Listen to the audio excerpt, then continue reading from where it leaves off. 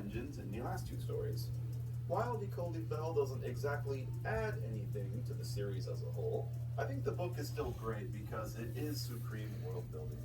Here's a selection of stories on this new area of the island of Sodor we've never touched before, filling in some of those gaps of open space.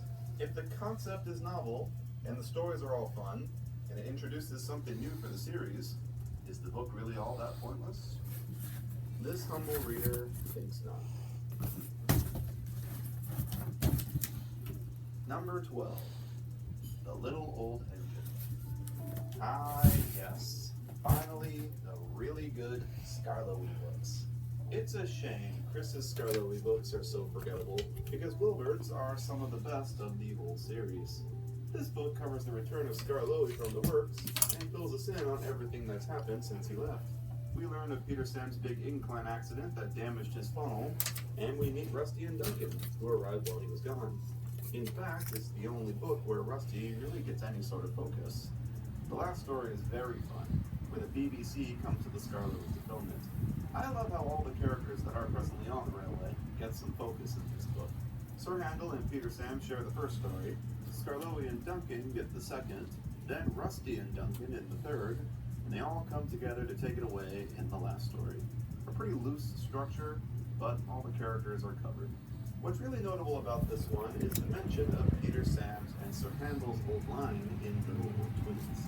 They came and did that on our old line. And then, said Sir Handel, soon afterwards, it was sold. Finished Peter Sam mournfully.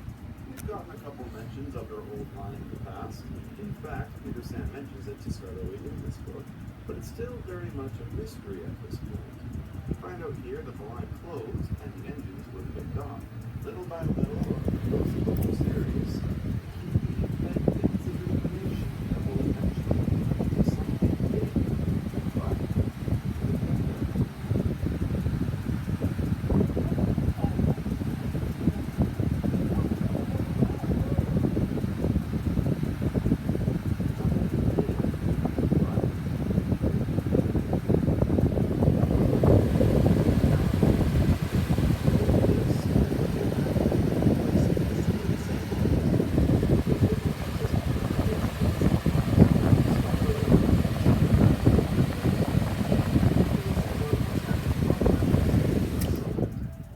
we focus on Rheneas's return.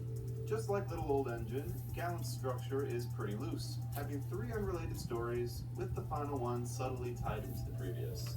This being Duncan's strike on the viaduct leading into Skarloey telling him about Rheneas. Both of these books are equally great.